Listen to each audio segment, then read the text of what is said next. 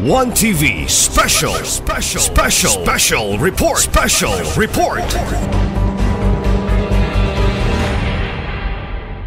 Madam Chair. Thank you, Madam Chair. Ako lang share gamay. Kaning basic sa bulan sa June, kami maghihimong yung basic sa Suba. At kaning basic, magamit na niyo yung baha. Wala'y makuha lang niya isda niyo yung baha. Kaya mo man siya salog sa Suba, and then pagbaha, dito mo salay ang mga kasili, mga isda. Pero wala siya kurente. Okay lang may kurente. Wala kurente, Madam Chair. Pero may kurente, na with bisig, wala yung bawal. Hindi lang nabihan man. Kani kurente, Madam Chair, anytime ka makapakurente, balang may, di pa po ni kurente magamit o baha.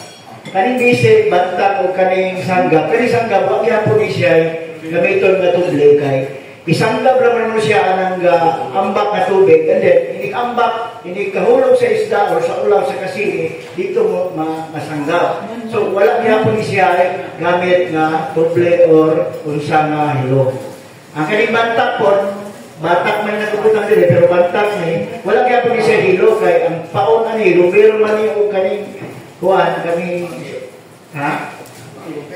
dili lubero kaning payaw o pagatungol. Puro ni sila ganito, wala kini sila yung mga gamit na hilo ng chair.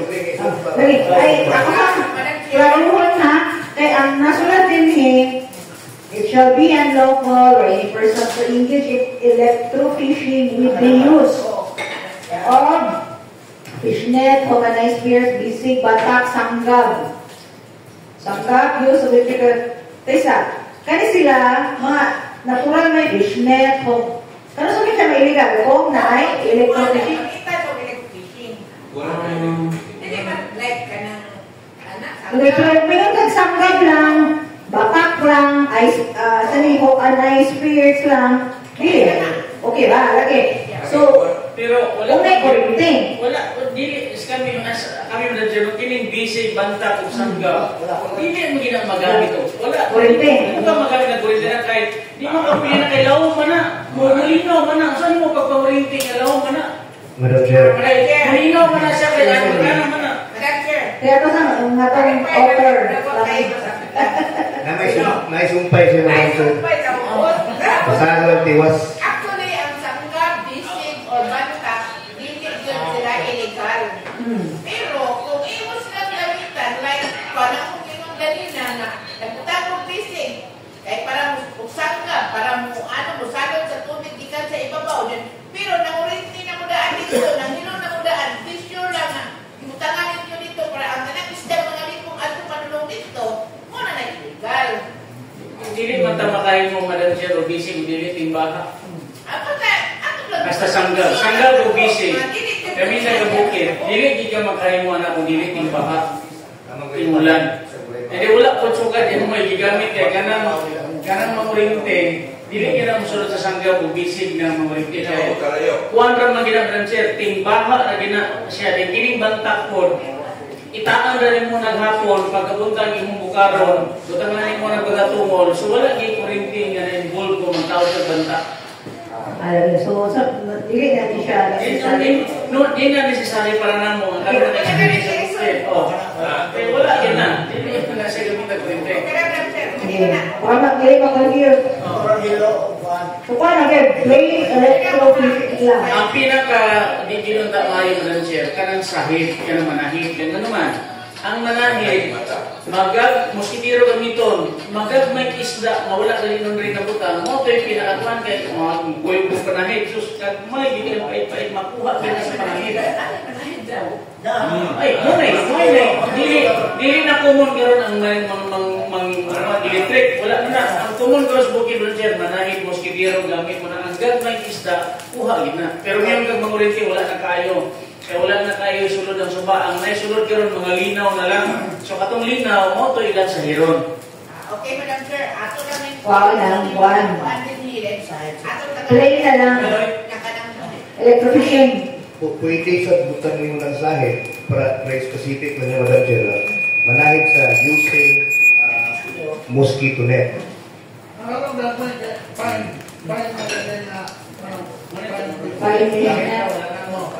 Fine, mosquito net. Madam Chair, wala ako na lang na siya eh. Kani basic pagmahal ang ginasya. Tapos kani yung banta. O dili siya makumbine sa kolte. Wala na yung una na related. Madam Chair, ang kung kayo makuha ng banta yun. Bukas na makuha tayo. Kaya na hilog yun. Hilo lang o kolte. Madam Chair, kani mag-umbisi, kasagaraan ng banang nigyod, wala yung salay na tubig o dili magbaha. So, kani po bantap, wala gihilo na mahitabo, kaya labihin manaitaan. Dahil kani po sanggap, lahat ni sanggap sa dagat, lahat po ni sanggap sa suba, kaya sa dagat, illegal na.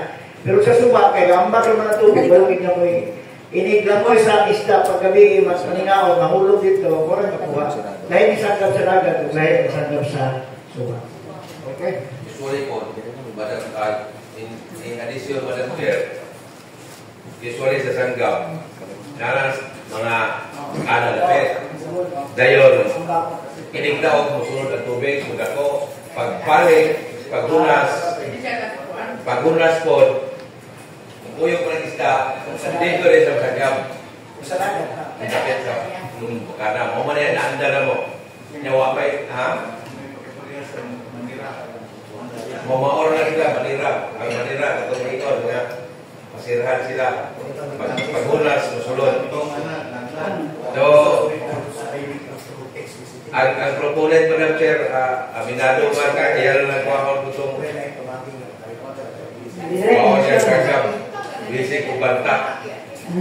Hatag ka lang In addition, Madam Chair, ang nakawala din po mga kanang isda sa mong suba, katong pag-usos sa kumatisan sa unang panahon. Mao gyud toy nakaingon tong kapatisan sa unang panahon. Hilo ang sayo na yung kayo pagbutang nila simbos pagbuan sa suba. Mo na karon di na kay ka madukag suba, di na ka manikop ka sa manikop min may mga usaba, mga ulam karon wala na imo man siya. Dato gyud siya na nakuan na kwanta na western ang suba, di ka duha pud man siya. Karon kung anak kag suba ros mga dati suba nato wala na kahoy, wala na nagdagayday nga mga tubig gikan sa pampang na inigabot dito na mga lumot, na mga gamot-gamot, mo ti silungan sa isda. Karon wala gyud kahoy ni makit-an kayo sa suba karon. Wala na po nagagas nga mga tubig gikas pampang tungod kay wala na kahoy bisag balitik iputol ng kamalan siya. Ay, kawain po. Sige, so Honorable Nix Gawan, any ba? Madam Chair, kanang ato lang itong usmon itong kamay na kuwan. Oo na lang eh. Kanak sakit, no? Ay, ang kung sahid, ito na kunin mong title, yan sila. Ay, ito si Shea naman of using cyanide naman na masahid kay katong ito lang title, fine mesh net. Or mosquito net. Ha? Fine mesh net. Sige na, i-appeal sa title. Ako like, no? Sige, so wala naman yung comment. What about kanibang item, definition of terms sa G, texture, parang kailangan mag-picture, sense of messenger, yun na i-post sa Facebook. At ano sabi pa nang i-adapt kay gusto na text ron. Texter ang good siya, Madam Chair. So, meaning two text sa Jing rin dyan. Kaya texter ang mga nagutan rin. Siguro, kunan siguro siya kubanin ng mga kanda pang makuha sa information ba, makapasa siya to picture, to mouth na kuhan. Actual. Okay, texter lang ang nagutan rin. So, daghan ang klase sa pag-report. Madam Chair. Okay, so any other comments pa? Wala na? Sige, so. Madam Chair, ako lang, I move this, Madam Chair, for public hearing.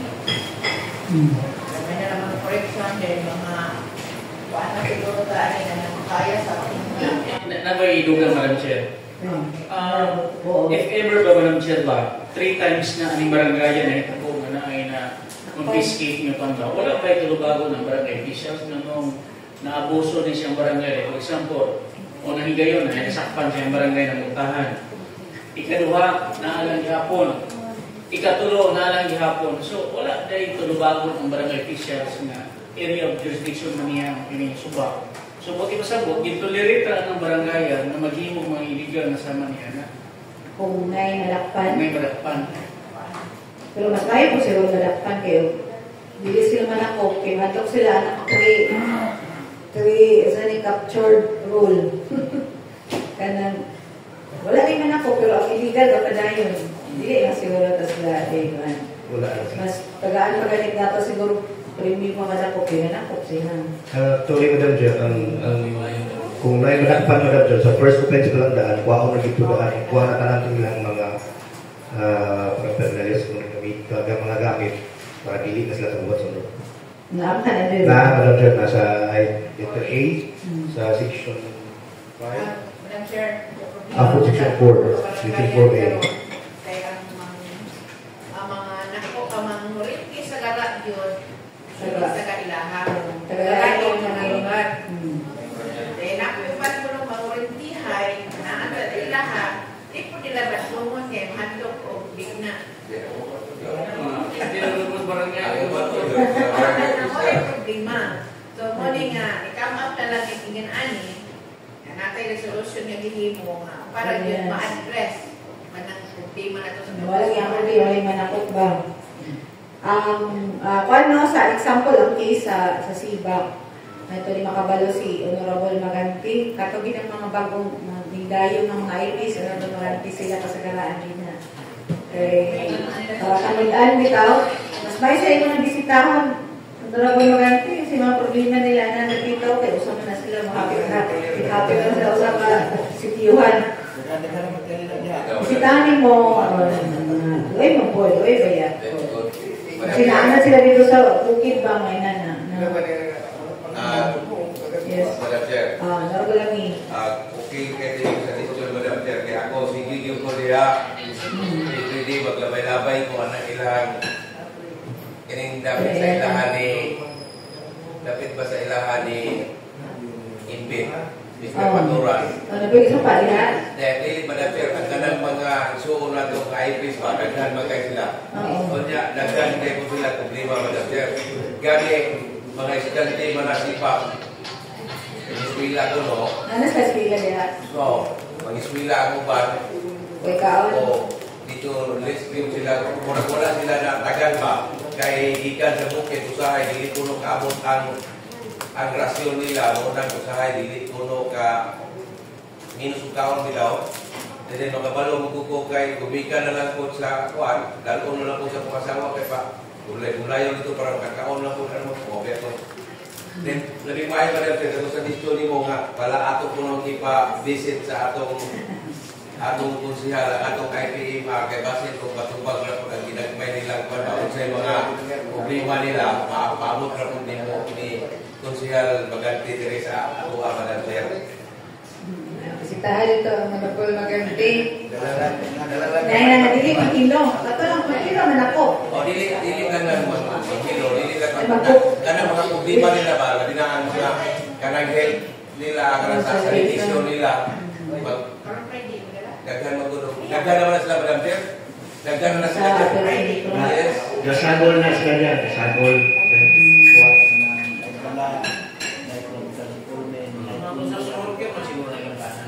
Dili po.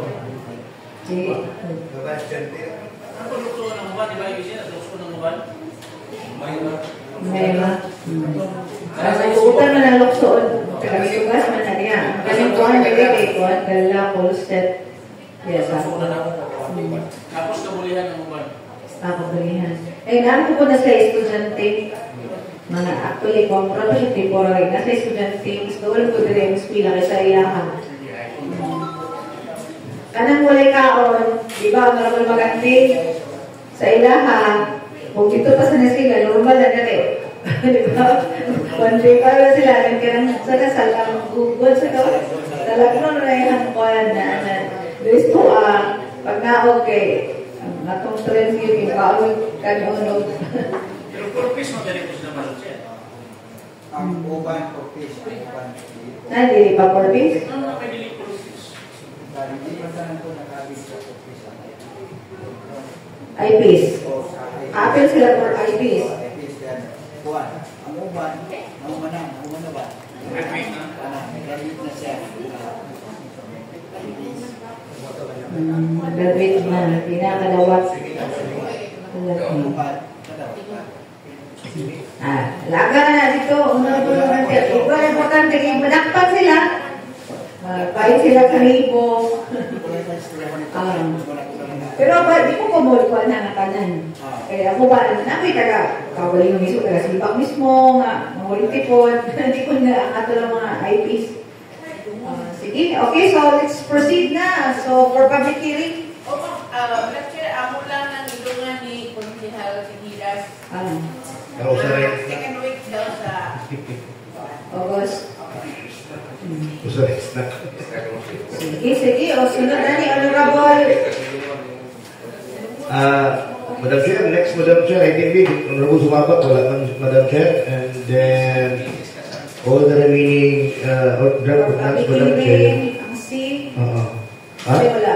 Public hearing ang C, and then the other, Madam Chair, is for deliberation of the Madam Chair. Sige. Honorable Sinilas, so ini a proposed ordinance na ready na to or to be presented, to be discussed. Madam Chair, local area. Ordinance natin may solution of behavioral nudges.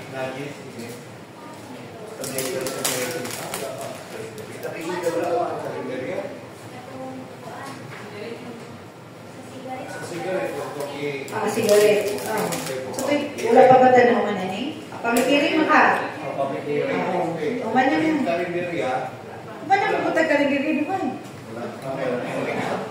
Ha? Sige, go ahead.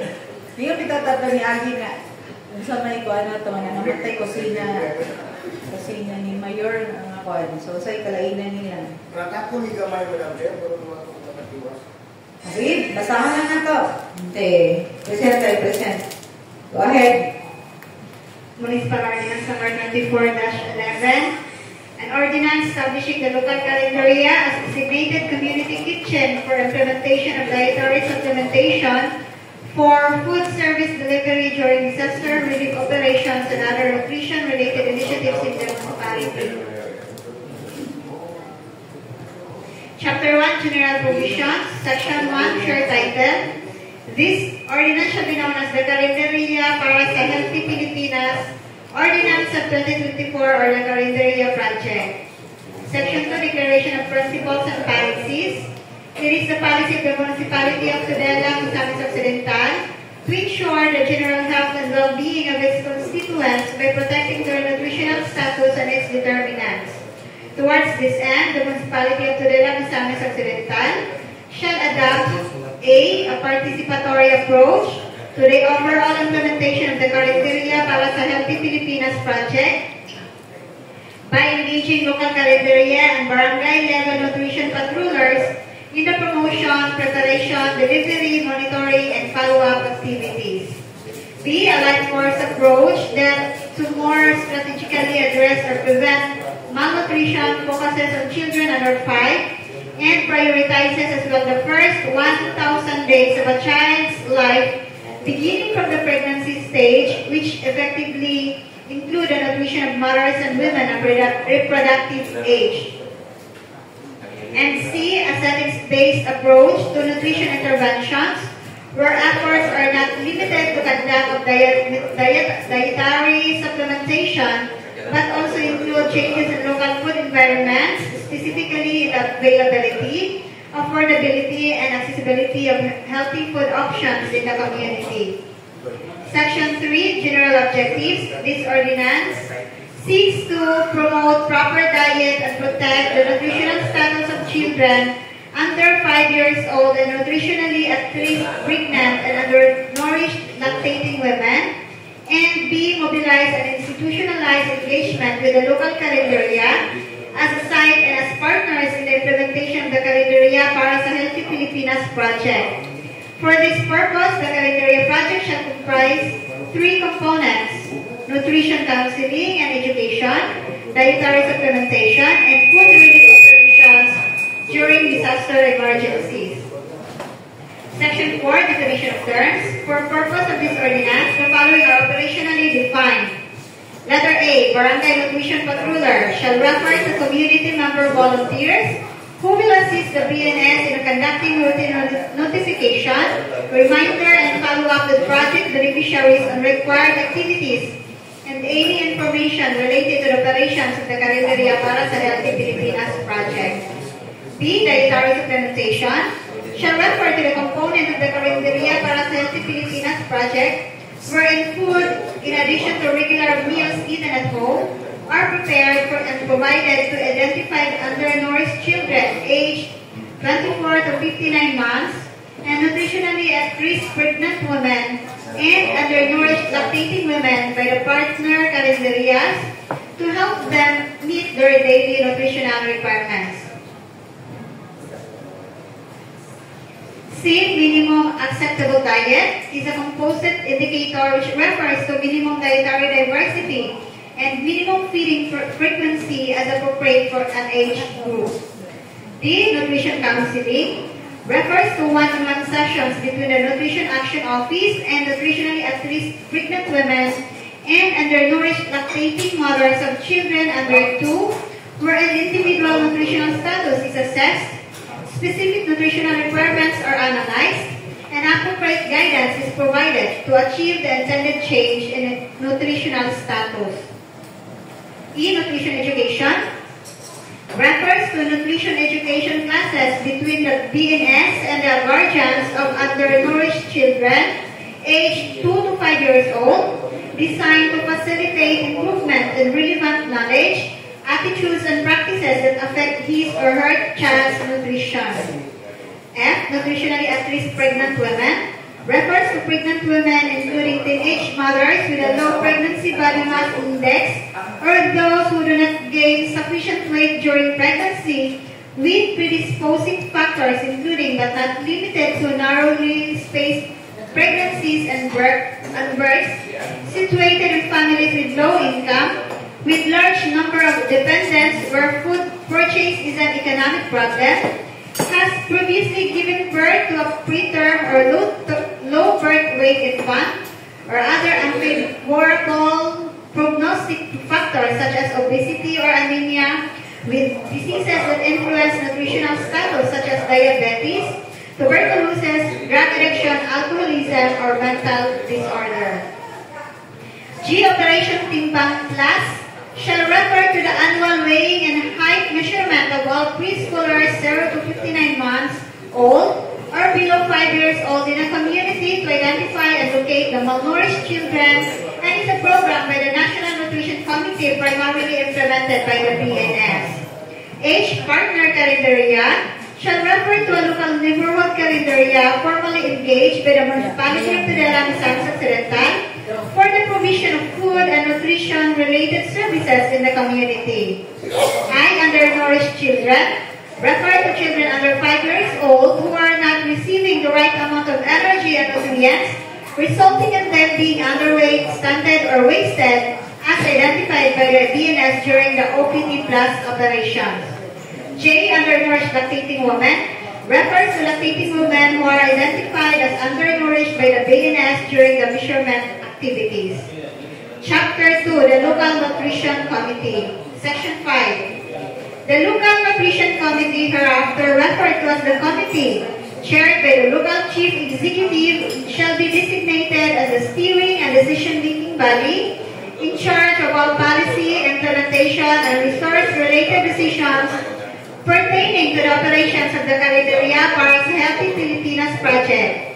The minimum composition of the committee shall include representatives from relevant local departments, such as but not limited to the local chief executive or representative as committee chairperson, the nutrition action officer as deputy committee chairperson, the health officer, the agricultural officer, the Social Welfare and Development Officer, the Budget Officer, and one representative from the Barangay Nutrition Scholars. Section 6, the committee shall oversee the planning and development, implementation, monitoring, and evaluation of all components of the Carinderia para sa Healthy Pilipinas project, including the nutrition education activities, dietary supplementation, and food relief operations during disaster emergencies. For the dietary supplementation component of the project, the committee shall develop the operational plan for the dietary supplementation activities based on data from the Operation Timbang Plus and other routine monitoring of nutritional status and anthropometric and measurement activities in the community. Concur with or approve the number of project beneficiaries. Concur with or approve the number of partner calendarias based on the number of and home addresses of the beneficiaries, and prepare budget proposal for presentation and lobbying to the local municipality of Tudela, Misamis Occidental Council. Section 7. The municipality of Tudela, Misamis Occidental Nutrition Action Office shall act as the secretariat for the local nutrition committee. Specifically, the INNOW shall develop all plans, proposals, and reports related to the implementation of the Carinderia para sa Healthy Pilipinas project, develop relevant information, education, and communication materials, develop the cycle menu to be used for the dietary supplementation activities, lead the monitoring and evaluation activities related to the implementation of this ordinance, and the monitoring and evaluation activities related to the implementation of this ordinance, and recommend to the committee additional evidence-based actions for the improvement of nutrition in the community. Section 8, Barangay Nutrition Scholar. The LGU shall ensure that at least one BNS shall be deployed to or present in each of the local barangays to facilitate and coordinate the operations of the Carinderia para sa Healthy Pilipinas project and other nutrition-related activities in the community. Further, the municipality of Tudela, Misamis Occidental, shall ensure proper compensation, dignified working conditions, and an adequate number of BNS. A general scope of work for the BNS is attached in Annex 2A for reference and use of the municipality of Tudela, Misamis Occidental. Chapter 3, Nutrition Counseling and Education. Section 9, Nutrition Counseling. The municipality of Tudela, Misamis Occidental Nutrition Action Office shall conduct periodic nutrition counseling with the pregnant and lactating women, beneficiaries of the Carinderia para sa Healthy Pilipinas project, to properly monitor their nutritional status and effectively respond to their specific nutritional needs. The municipality of Tudela, Misamis Occidental Nutrition Action Office shall emphasize exclusive breastfeeding for infants up to 6 months with appropriate complementary foods up to age 2 years or beyond as part of the nutrition counseling sessions. Section 10, Nutrition Education. The BNS shall conduct active nutrition education classes with guardians of undernourished preschool children aged 2 to 5 to improve food preparation and feeding habits that affect their children's nutritional status. The BNS shall measure the relative effectiveness of nutrition counseling and education efforts for the monitoring and evaluation of these components of the ordinance. Chapter 4, Beneficiaries of the Dietary Supplementation Activities. Section 11, Identification of Beneficiaries. The beneficiaries of the dietary supplementation component for whom the partner calendarias will be preparing and serving supplementary half meals shall include children 2 to 5 years old identified as undernourished per results of the OPT Plus activities, pregnant women identified as nutritionally at risk, and lactating women identified as undernourished. Section 12, Minimum Benefits and Services. All identified beneficiaries of the dietary supplementation activities shall be entitled to receive supplementary food products for the rehabilitation of their nutritional status. They or their legal guardians shall be given regular nutrition counseling among other services by the assigned DNS for the duration of the project. Section 13, attendance and participation. Completion of the 120-day attendance among beneficiaries of the dietary supplementation activities shall be ensured and taken note of by the DNS for optimal results. Under no circumstance shall the entitlement of beneficiaries to the minimum benefits and services be withheld by project implementers as penalty or disincentive for non-attendance or non-participation in the required activities. Section 14, Barangay Nutrition Patruller. To maximize community engagement, community member volunteers shall be mobilized as Barangay Nutrition Patrullers who will assist the BNS in conducting routine notification, reminder for, and follow-up with beneficiaries and or their legal guardians on the required activities and any information related to the operations of the Calendaria para sa Healthy Pilipinas project. Chapter 5, Partner Calendaria for the Dietary Supplementation Activities. Section 15, the Service Contract Agreement. The Partner Calendaria, by virtue of this ordinance shall be engaged as the designated community kitchen and shall function consistent with the terms of a formal service contract agreement, Annex 2C, jointly signed by the Calendaria owner, operator, and the Municipality of Tudela, Misamis Occidental. The Partner Calendaria for its services shall be properly remunerated per beneficiary fed under existing accounting and audit rules of the LGU. Section 16, Functions of the Partner Calendaria. The Partner Calendaria shall assist the Municipality of Tudela, Misamis Occidental in providing services to identify beneficiaries of its food or nutrition-related programs and activities.